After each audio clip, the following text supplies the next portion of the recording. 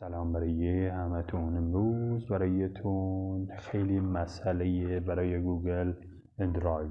خب ببین، در گوگل درایو یک مشکل کوچکی نمیتونید آپلود کنید و در این حل برایتون بگم. اولین بیایید روی 3 نقطه یا 3 پارت هست و میتوانید از این سمت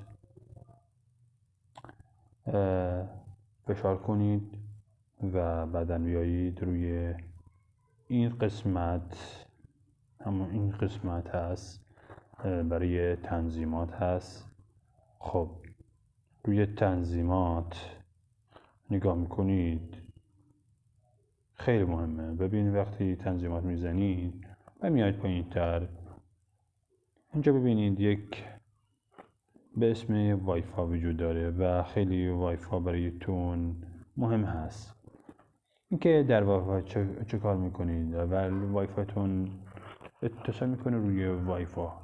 وقتی وایفا اتصال میشه و نمیتونید اینجا آپلود کنید، شما روی وایفا نیست، روی داده ها هست و الان میخوام روی داده ها بگذاریم. الان ببین تنظیمات روی داده ها تنظیم میکنید و روی گوشی موبایل تنظیم میکنید. کلا روی داده های روی گوشی را تنظیم میکنیم.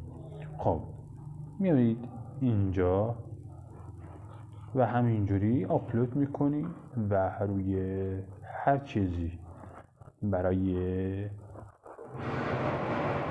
نقشه و میتوانید هر چیزی به نسبتاً برایتون بگذارید و بفرستید برای استادتون یا هر جوری استفاده کنید. خدا یاد نگهدارتون. یا علی مدن.